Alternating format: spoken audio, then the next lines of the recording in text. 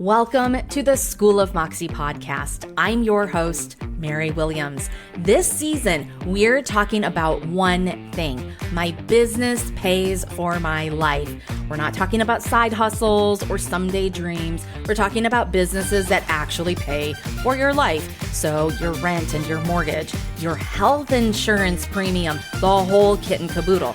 The thing you are not going to get today in this episode, you are not going to hear my guest read their resume at you for 15 minutes. We're skipping the highlight reel and going straight to the good stuff. We're talking about timelines and trade-offs and the money conversations that not enough people are talking about out loud, but we're about to do it here on this show. If you want to know all the details about who this person is and what they do, that's what the show notes are for.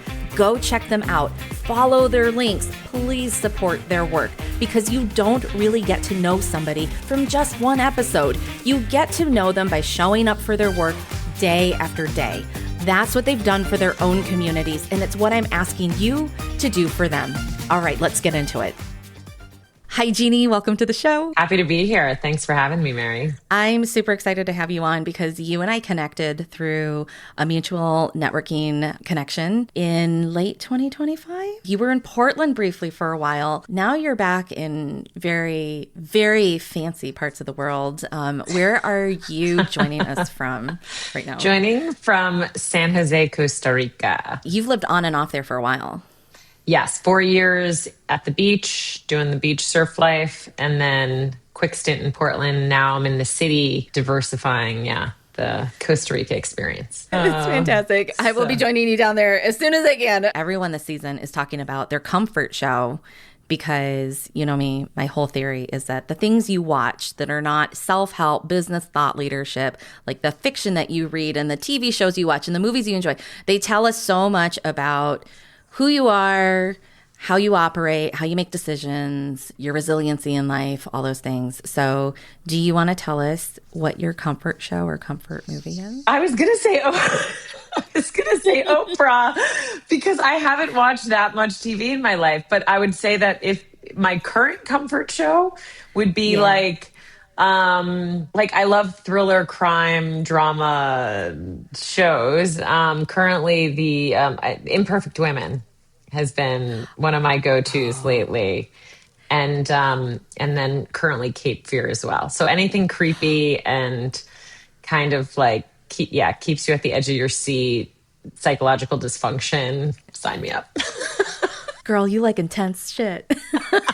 I love it. You're totally my people. This is why we're friends. But also, can I make a distinction here? Because I am not going to let us get away from Oprah. I know there's a lot of people are making criticisms about her right now because of her association with the Kardashians and Bezos and all these things. Mm-hmm. However, for us in our age group, like we grew up watching her deliver day after day on daytime talk TV, and the amount of reps that woman has logged is truly, I have so much respect for that and for what she did. And there is an intensity in her talk show that I think is very, because I'm also watching Cape Fear right now and it's so good.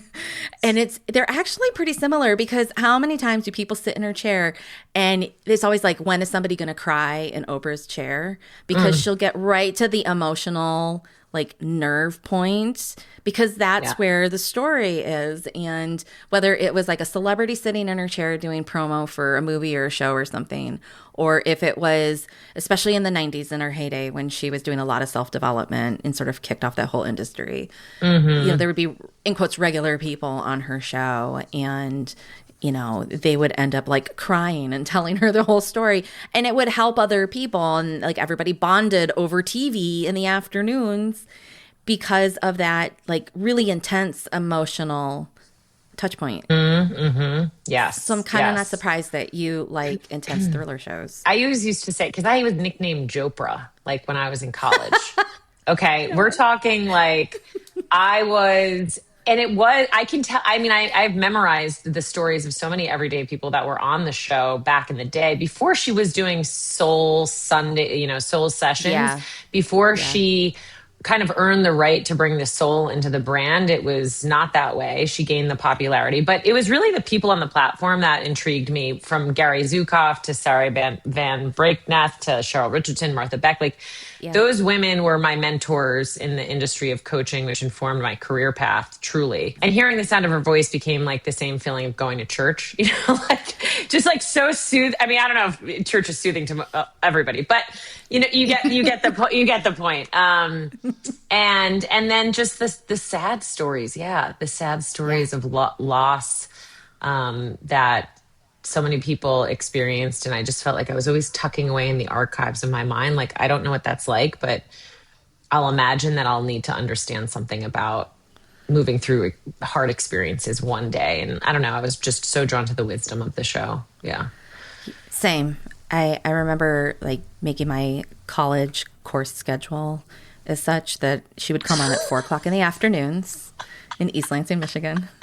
And I would make sure that I was in my dorm room before dinner, and I would enjoy my Oprah time. It was like my downtime. Right. And my little tiny TV in my dorm room, and I would watch my Oprah show. And she, I think there's a lot to be learned for anyone who's never really sat through a few of those old episodes. Yes. And also I do think in many ways, I mean, Oprah's had more cringe moments than most people publicly. So I think that was also another great example of like, you're like, well, why'd you do that, Oprah? Like, like that. And yet it gives you permission to just keep going and to say, that was a moment, wish I could delete later. She can't do that, So I think just moving through is just like also a good lesson of like, you're not always defined, but the thing that you're doing in your work in the moment, you can move beyond it, and publicly evolving is okay too. So I think the way you and I enjoy Oprah probably explains how we have our conversations off of a recorded podcast microphone right now, because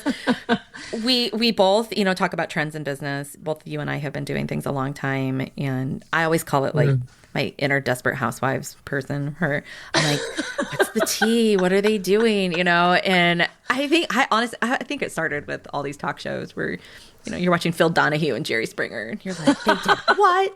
And then they said, what? How do you feel that a thriller, like an emotionally wrought thriller like Cape Fear, which is so good right now on Apple TV, how do you think things like that, or even just a talk show where they're diving into deep emotions like an old episode of Oprah, what do you think that reveals about your values, your leadership style, your brand? If somebody else is bonding over those things too with you, like how do they know that you're the right person? Well, I would say that one thing that it reveals is my comfort with uncertainty. So this idea of we don't know what's happening next, and we can just meet the moment, and we can meet the moment in all the weird and all the awkward and all the human mystery and sort of like letting that be okay and part of the process. And so, in a lot of ways, I think that being in that space that scares people is somewhat comfortable to me. I always say if humans do it, then humans do it. Like, humans are weird. We do, strange things. And while of course there's a line of not murdering people and doing extra bad things, like that's just a hard no. What drives people is what I'm so curious about. And so in the instance of Cape Fear, it's like what's driving each character in this moment and how they're operating is just fascinating to me. And that's so much of how I work with people. Just really wanting to go under the hood deep. I love that so much, because you are developing some really interesting things. You have been working with very successful entrepreneurs for a long time, and you don't get to the level that your clients get to without being willing to sit in like a lot of extreme discomfort sometimes. It just doesn't, it's not always easy. It's never going to be easy. And to be, the coach and the service provider who's helping them, I mean, I'm assuming that over time you have had to sit through some pretty crunchy moments and things. Yeah, I feel so lucky to have lived many lives with people that aren't my direct life, but through them, whether that's an IVF journey, someone who's running a business, but then doing 9 rounds of IVF on the side. I mean, it's going to come into And she got her miracle baby with her one shot. It was incredible. Wow. Yeah, to conversations about marriage, about money, about all the inner feelings. And I always say often in the first few sessions of like, we want to meet your resistance. So if you're angry, frustrated, like bring all the colors of the emotions, because that actually gives us the best information to understand how to move beyond to the next level of where you're wanting to go in your career and your business. So yeah, I think uncommon to find spaces where that feels really accepting. And, and also, obviously you could see a therapist. I'm not a licensed therapist, but also in a productive, forward moving, like, okay. And I always joke, like, we're going to process something. We might process something for 15 minutes and then we're going to talk about like, closing the deal. Like this is all going to happen in an hour, So, being unafraid to just go there. Evolution is the name of the game. Everyone who's a guest on this season, including you, were able to answer a very sticky question, which is, does your business pay for your life?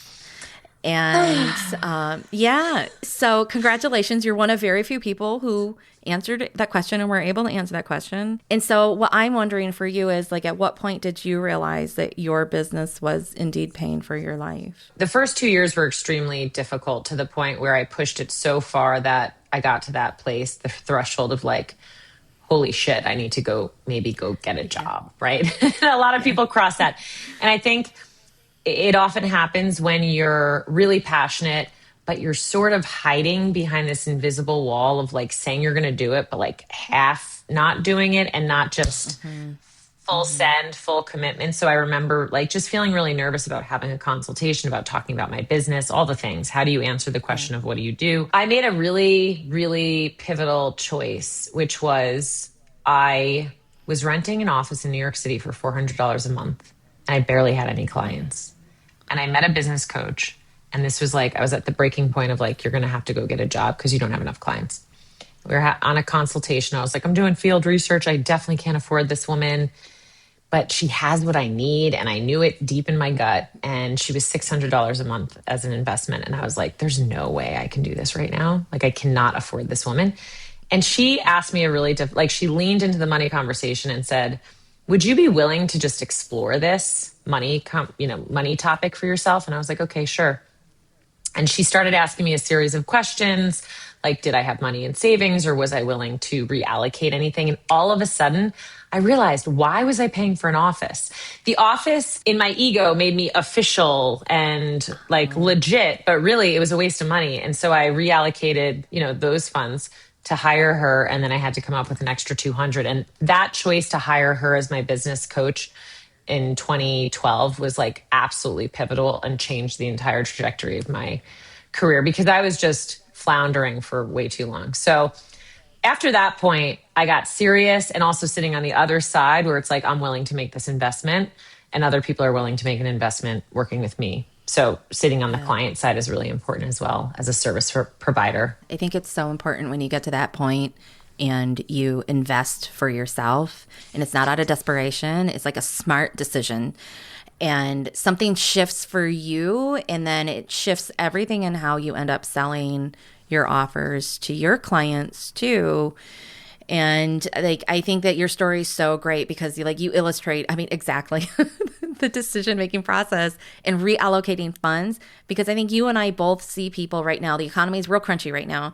And there are a lot of things you need to pay for in overhead with your business, but there's a lot of things that aren't really a necessity. I see it in the content creation space where people are paying like up the nose for all kinds of different SaaS products. And I'm like, you don't need these right now. And it's like, if you reallocated that money, you could get the answers and the help you need instead of just trying to find like stuff through free webinars and whatnot. And it's a real shift in like a business maturity point when you start to think more strategically about where everything's going. Yes. And I'll just add to it. And I say, even if you have a lot of resources, you can't just throw money at things and expecting that it's going to work either, right? So there's like both sides of the coin, which is like, you can hire the best digital marketing agency, but if you're not clear on your brand message and who you serve and what you're really about, and you don't have that inner confidence, like it's going to fall short.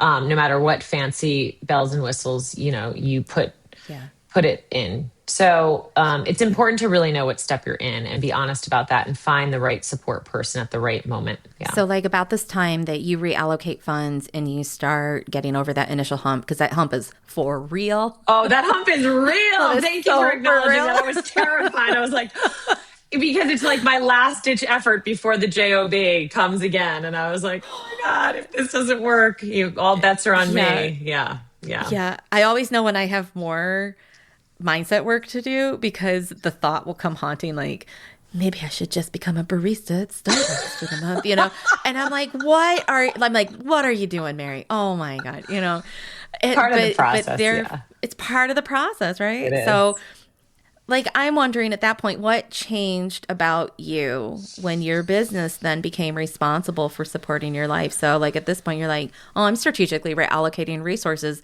in a way that's going to actually help me grow and scale and become sustainable. And like the shiny fancy thing for you was an office. So when you start making these changes, like for you, what changed about you? Do you think it was just like your mindset grew and shifted, or was it other stuff too?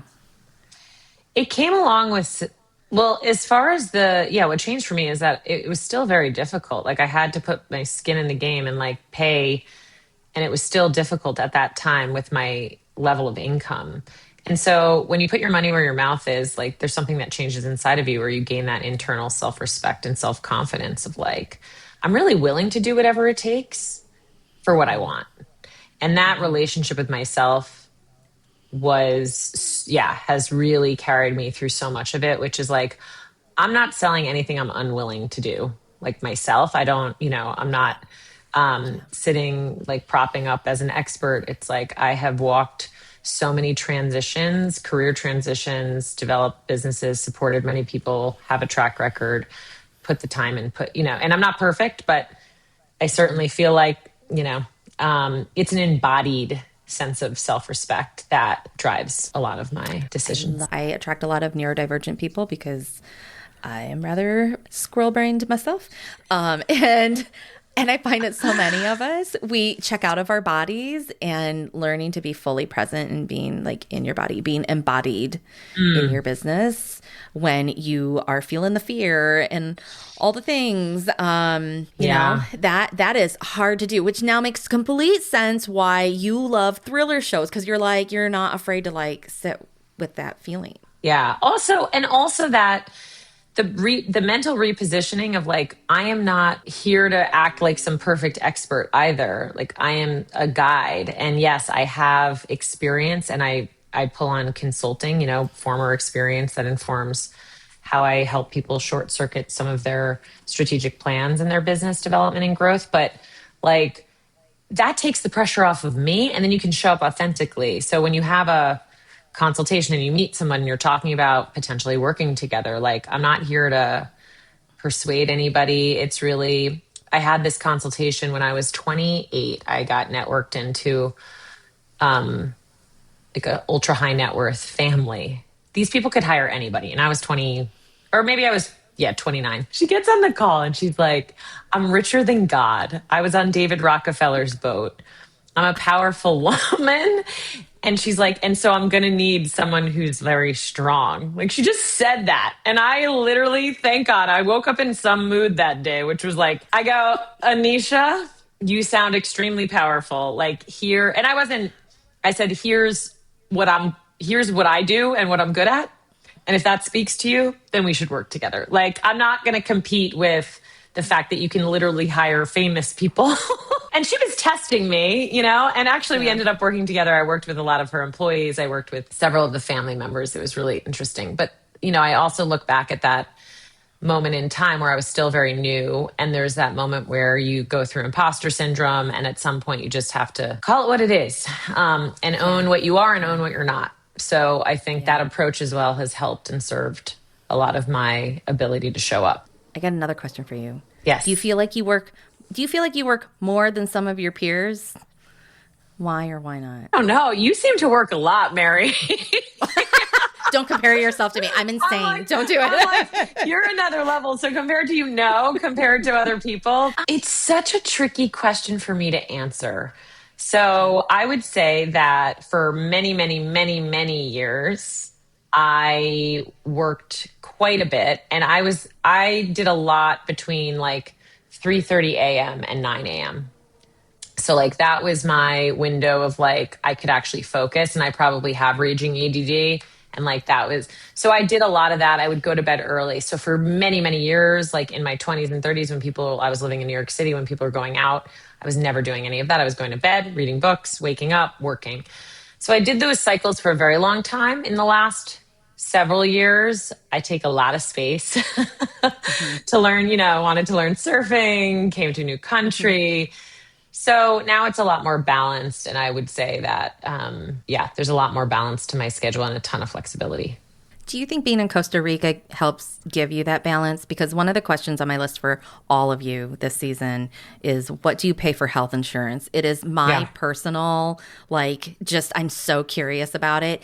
And you're an American expat, you're living overseas. Like, how does that work for you? Because I have a lot of old business friends who live in like Australia, New Zealand, and in Britain. And they all have universal health care. And then there's a few people up in Canada too.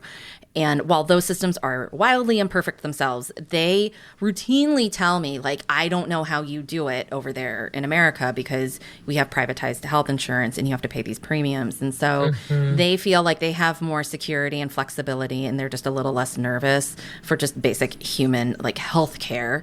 And the answers that people have had about their health insurance have been very interesting. And I'm wondering for you, like, does being in Costa Rica, like, are there social structures that allow you to feel like you can take more time? Because I will freely admit, like, you watch me over here working my buns off. Part of it is because I just really love what I do, and I'm a hustler, and I like doing that. Yes. That's fine. But there's also, like, I will freely admit, there is a slice of pie in that pie of hustle that is very much driven by, fuck, I got to pay this health insurance premium every month because my body's aging and I'm dealing with some chronic conditions that I need medical attention on. And I cannot pay for that out of pocket. So, like, I'm wondering for you, and this is why I love that you're on this season, because you are not on U.S. soil and life is different when you are in a different place. Yeah, well, so it was interesting. I mean, I've paid currently pay $260 a month. So jealous. Okay. But that, and historically I paid $430. I used to pay $430 here. I was on a Geo Blue international plan. My strategy, and I'll just straight up say it, is I go for really high deductible because I don't have a lot of healthcare needs, and I'm willing to pay out of pocket for the things that I do. So I go low premium, high deductible, and just try to not get injured. So it's more of a catastrophic situation for me. Now that I'm getting older, landed in the ER last week, and I actually had a gap in my insurance. I had a gap in my insurance coverage, and I was in the States. So, and surprisingly, by the grace of God, it really wasn't that bad. So again, just the allocation of funds. Living here, for example, I went to go get a prescription in the States. It was going to be $60, and here it was $17 for the same medication. So there are some advantages, in the system here. If you need dental work, come on over. A lot of people do like vacation, healthcare tourism, get a nice vacation while you're recovering. So it sort of depends. But I also spend a lot in terms of my actual health, like prevention, sports and wellness stuff. I definitely spend a lot. I have another question for you. What have you given up in order to build a business that fully supports your life? Do you feel like you give things up? Like, you've told me the story already about in the early days, you did the hustle and grind. You were like, everyone else is having fun partying, but I'm like doing my self-education and I'm making sure I get enough sleep so I can get up and I can do it again. But now that you're this far along in your business journey and you look back, like, do you feel like you've had to give things up that maybe other people haven't as a result of being more financially independent? Yeah. I don't own a home. I mean, it's still the lifestyle choices. I don't currently have a car. I recently moved back to Costa Rica. I did have cars previously. My lifestyle is a little bit unconventional. I mean, my car used to be a 1990 Rocky Daihatsu, like jungle car, right?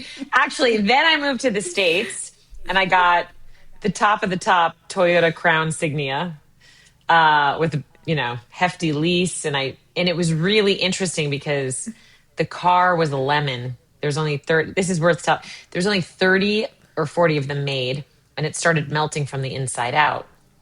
I concurrently decided to move back to Costa Rica. I was on a 3-year lease. I had negotiated with the guys at the dealer. By the way, people, stay long enough and you could get a good deal. I negotiated $4,000 off, which was crazy. Anyway, the point is, it was still a ridiculously expensive lease. And that was last year. And then I was like, shit, this is a lot of money. Like, I kind of wanted to come back to the US and be like, I want to have the nice things that everybody else has. Right? Because I was living in the jungle, driving cars where there was like terrible AC and older and model, and cars are double the price here. So you get like, for the same price, like a 2015 Toyota RAV4. And you're like, that's an awesome car. In the city, it's a little different. At the beach, all the cars break down because the roads are so bad. So long story short, I did the very, North American thing, get the nice car. And then when I wanted to make another life change, I was like, wow, this is really going to like confine me. Cause like I have this 3-year lease. Now I have to sell it to somebody. It was really stressful. And I learned a big lesson. I actually was able to sell the car back to the dealership, like by the grace of, my angel team. But basically if I was strapped with that, I was like, wow, these things really can confine us, because if I was carrying that bill all this time, it would have just kind of like set me really off balance. And now looking back, it's like, there's been a recurring voice in my head ever since I came to Costa Rica. Just because you can doesn't mean you should. And it was the first time where I started to say, just because you can go buy that thing doesn't mean you should. And so how are we like very unconsciously adopting these things that we need that we might not need? Yeah. And I think that that's like an important thing to ask yourself as an individual, like what moves me, and deciding, like just not adopting these habits that we have about the things that we need, whether that's your apartment, the size of your house, the number of cars you have, like whatever. I think we really have to stop and consider what matters for us. I think like there comes this point where you realize, oh, I am either by means I have to be financially responsible for everything, or by just desire, oh, I can do this. You start to realize like, oh, wait, I don't need to buy like those things. Though maybe they're status symbols, or maybe you just see other people bragging about it, or you see like I could go get XYZ. Mm-hmm. Strategically is not a good strategy for you, because it means that you can't then grow and be sustainable. And yes, for sure. Absolutely. Yeah. Do you think that anything's easier though now that your business pays for your life? I love the feeling that I control my upside potential and downside. But the feeling of, some people are going to go to work and work really, really hard, but they're going to be capped. And there really is no cap. I mean, there is to some degree, but it's like I can continue to grow my revenue year over year should I decide to. And so like the feeling of that autonomy is really like feels like such freedom. Now, with that said, I'm not an endless well of energy, especially I'm now in my 40s. I'm like, ooh, used to be running on a 6-throttle engine, and then we got about 3. Yep. Values have shifted, where before it was about validating, like I can do it. I can hit all the mountaintops of the things that I dream about, the kinds of people that I work with. And now I'm not driven quite by just the sheer achievement. It's really about like, okay, so what for? What do I assign that growth in revenue to? For example, I bought land here. I want to build a beach house. So like, okay, that makes sense, because it's going to be a place where I commune with my family and friends. And, on one hand, like your first answer for what have you given up was, well, I don't own a house. But it's like, girl, you bought land. Like I know about your plans. Like you have plans to do things that are much more aligned with you personally, but also are just honestly really fucking cool. Like you're not going to do that in a suburb, somewhere in an American city. Like you're just not. Yeah. I think sometimes underneath that, the symbol of the house, because honestly, I'm so glad I've been a renter for all these years, because it enabled me to live in different places, build relationships, meet different communities, learn so much. and have a rich life, which is not just money. Yeah. However, I think there's moments where I envy some level of stability, of rooting, of feeling like, the grass is always greener, for sure. And we all think that way. Sure. I think that's always going to be a truth, no matter where you're sitting. I'm sure there's somebody who is owning a house right now listening to you, and they're like, wow, that'd be so amazing. Yes. Yeah. Shackled by the mortgage or whatever. But yeah. Please leave Jeanne a comment on this episode. Yeah, I know. Validate your life choices. Do you have a business expense that nobody warned you about? Oh, I was going to say like a cheeky kind of like beauty thing, or, like everything is an expense for me, right? Nobody warned me about. Just me as a liability. I don't know. My moods as the biggest liability to my performance and ability to earn. That would be the biggest thing I didn't realize, right? When you get the case of I don't feel like it today, and you're like, screw your feelings, follow the plan, and then being like, it all falls on me. Wait, it all falls on me. So the downside of that. But an actual expense, I run pretty lean in general. So I'm not, I consider myself lucky being a remote and virtual worker. I love your answer, because I actually think that our mercurial moods are really, I had not thought about it till you said that. I'm like, oh, that is an expense. That's an expense. Those spicy days where you're just like, fuck you, and fuck your little dog too. And then you're like, oh no. What am I doing? Yeah, you know what it is? Actually, the coffee expense, right? Because I'm like, I have to wake up, and my thing is, I like to really get up and get out of the house, and I don't want to use single-use plastic, but I really love being served a cup of coffee before I serve the world. And so the monthly coffee expense can be close to and cafe expenses when I want to shift the energy can be up to between $200 and $300 a month. My accountant's you don't, and I like to make coffee, but sometimes it's about the social connection. Especially if you work from home, I need to be fed by the environment and getting out and moving my thoughts. It's a whole process. So I was, was not aware of the coffee expense being a major line item on my monthly cash flow. No, I completely relate to that, because I'm super introverted. I poop out on people so quickly. But if I need to write a really great piece of public facing copy, like a good sales page or a good conversion email sequence, I take myself to a public place like a cafe, because then when I'm in the mix of people, I don't go into turtle mode when I'm writing. Yes.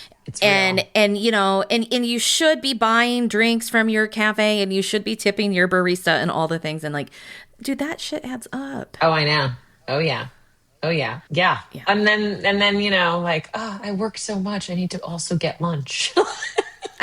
You're like, it was such a hard day. And no, this is me. I'm so terrible. I'll be like, you know what sounds good? Sushi sounds great. And I'm like, oh, sushi always sounds great. Oh man. Yeah. $50, $60 later. Keeping the CEO happy is a major expense. That might be the best answer to this question all season. The expense of keeping the CEO happy. Oh, good. Well, in relation to $50, $60 sushi lunches to keep the CEO happy, if your business suddenly lost 50% of its revenue tomorrow, what would you do first? I mean, I would definitely be cutting out sushi lunches, but what would you do if you suddenly lost 50%? Because these realities, they happen to us. Mm-hmm. My instinct would be to call my previous clients and call my family. Not that they would, I've come from my parents were both teachers. I always felt, I think it's great families, especially living in a Latin community, Latin culture, how families share, but our family is a little bit more hyper independent. And I always felt very, I never wanted to burden my parents after they gave me such a good education in my life. So anyway, I come from that school of thinking. Yeah, I would call my previous clients, because I have really beautiful relationships with them, maybe ask for ideas and just start the conversation and show my vulnerability. Now, I don't think that would have been my answer years ago, but I would be like, hey, I think I need to pivot, and or I would just go get a job. And I think that was the second point of like the humility to go do what you need to do. I think there's no shame in getting a bridge job. Yep. Sometimes you need it, and sometimes you need to cover the bills so that you are not in a desperation point, so that you can make better decisions and come back to whatever it is that you're building. Yes. I mean, I did that at the beginning of COVID, and it worked out really well. In 2015, I took a full-time business development job while I still kept my practice. Yes. And yep.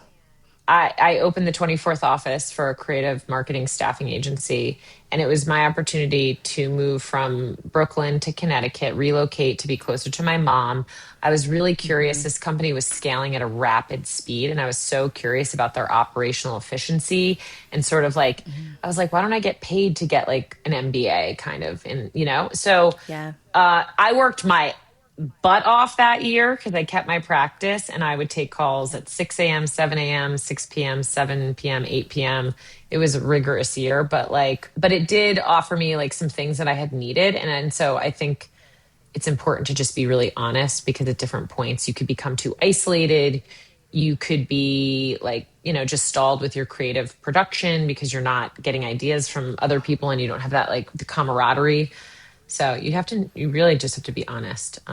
I love that you brought that up, because one of the questions that everyone's getting asked this season is about what other entrepreneurs might misunderstand about becoming fully self-supporting through their business. And I think this point about there's no shame in sometimes taking on additional work where you are technically employed in some sense. It could be contract, it could be, in the States, W-2 paycheck, but you understand that doesn't mean that you are not an entrepreneur or that you are not still doing what you're doing now. I know there's some people who have to give up, the freedom and flexibility to like run their own coaching practice or whatever on the side.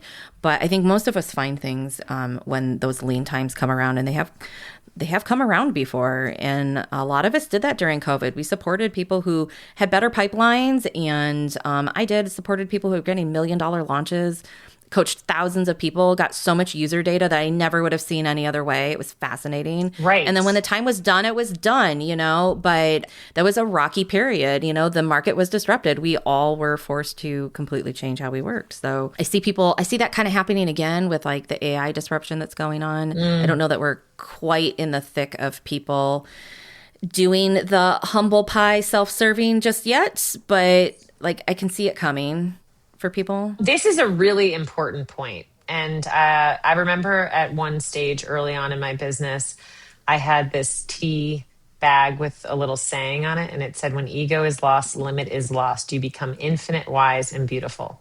And at that time, I had moved to a new city. I had wanted to meet this very famous coach. And I found out through some very creepy internet stalking, like who his wife was. And then I basically, through a series of events, found out she was running a fitness brand in town. And then I randomly was on Facebook, and it was like part-time job as the front desk girl for $10 an hour. I was coaching ultra high net worth people, right? So I'm like feeling my swag and was like, I got this thing. But I was feeling isolated. I was in a new city. I didn't have community, and I didn't really want to pay for the gym membership, but I wanted to be part of that community. So I was like, and I remember thinking like, this is so embarrassing. At the time, I really did feel that way. I was like, I went to the 27th best college in the country, all the egoic, like, and then I interviewed and I worked there 4 nights a week, $10 an hour, and had the experience of people walk in and treat me as invisible because I'm just like the front desk girl. And it was one of the most profound experiences for me in my business, because I'm like, I got nothing to prove. And there was like an energy running through me about like just that ego, and I'm, wanting to prove that and it just really gave me that humble pie that actually gave me so much inner self-respect. Like I'm willing to do anything, and like nobody has to understand why this serves me. And I think that's one of the most important points. Make the right decisions for you and your business, And it wasn't like I wasn't doing the thing that I wanted to do. It was just that I did this as in addition to that. And I was actually really proud that I was the type of person that would do that. Do you think that there are business programs like coaches communities that are not talking enough about the things that keep people stuck in dependency pattern when it comes to getting business help? Yeah, I'm sure. I mean, I would say that unless it's a program where you're getting some sort of interaction, then I'm really skeptical, because the industry is changing and we need some live support. So in terms of what people are talking about, I don't really even know what people are talking about. I would just say in the world of like digital courses or being in some fancy, expensive mastermind, again, I think it's so important that people just consider the step that they're in. And most information you can find for free. So it's really about mentorship, in my experience, that will accelerate advisorship, mentorship. It could be a group coaching program like the dojo, like you have. Like, I think that's amazing, where you can get a little information, but you need the guidance that can meet you in the step that you're in. Because like I tell most people, it's like, we can all understand a go-to-market strategy. We can like Google and AI everything and figure out a plan. That's not what keeps us stuck. It's usually the psycho-emotional sort of barriers to taking that next step, or our personal patterns, or just overcomplicating things. When with one conversation you could short circuit the path forward, and doing it with accountability is really, really important. So I think without the accountability, a lot of those things are just missing the point. I totally agree with you. The human part's still very needed. Do you have a bill that you're weirdly proud to pay? Well, I had learned this from Louise Hay years ago, but like being happy to pay bills in general. I was talking to this guy friend, and he was like, whenever I paid bills, I felt like it was a loss. And I was like, that's so interesting, because I feel like not that I'm always thrilled about paying I get stressed, when the expenses stack. So like, don't get it twisted. I really love when I'm able to be generous with people. So whether that would be like hosting a really nice dinner with friends, or supporting freelancers in all different areas. Yeah, I love contributing to people that are like working for themselves and have a dream. Like that is like, nothing is better than feeling like I see you and I understand the plight, and like this feels it feels super satisfying. I recently did a buy me a coffee tip for a really good biz bestie who like put out a call to like drum up some funding for her show. And it was so nice to be like, times 5. Like, the coffee's only $5 a cup, times 5. Like, let me buy you some coffee. It was so nice to be like, I'm like, this to me seems like such a small thing, but for the creator on the other end is such a big thing. Yes. And I think sometimes we think that the thing we have to do that feels oddly generous has to be like, I don't know, just like this ginormous grand gesture. And it's like, a lot of really things are very grand gesture like when you get down to it.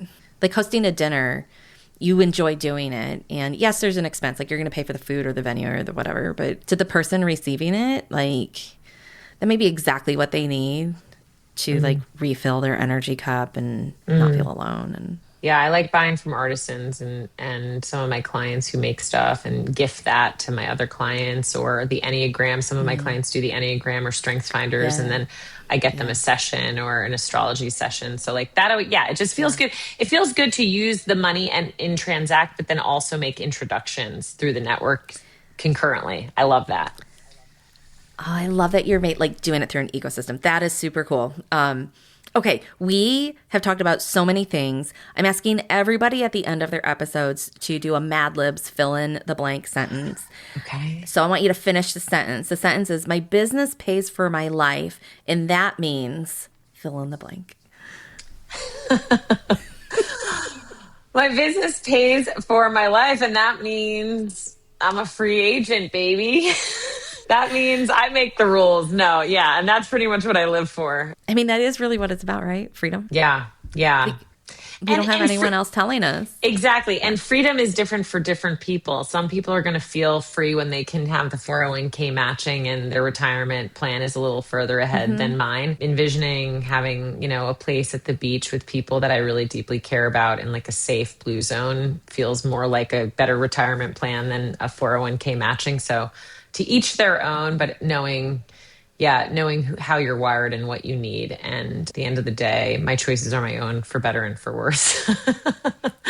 And that's what I am driven by. So, well, thank you for sharing that, because there is somebody who will listen to your episode and they're going to realize, oh, these are the words that have been running around in my pre-verbal state and space. And I always know it happens every time I record something with someone and put it out in the world. There's always somebody who responds and says, I needed to hear that. So thank you for doing that for your perspective. Thanks for having the best questions. Truly. You're fantastic. It was a real honor. Thanks for having me. All right, Jeannie. Well, everyone can connect with you at all the links and info that I have in the show notes for your episode. And I would encourage people to reach out to you. You've got a new program that's coming out, and the link for that will be in there. And you are definitely somebody I trust in my network. I would say people should just go click. That's it for this episode of the School of Moxie podcast. This season was produced and edited by me, Mary Williams, through Sensible Woo and now Sasquatch Media Grounds out of Vancouver, Washington. If you're a business owner and you want help building your own media engine, maybe it's your podcast, your YouTube channel, your content, the whole visibility machine, come and subscribe to my emails at sensiblewoo.com/subscribe. I'll show you how it's done and I'll hook you up with the good stuff. See you on the inside.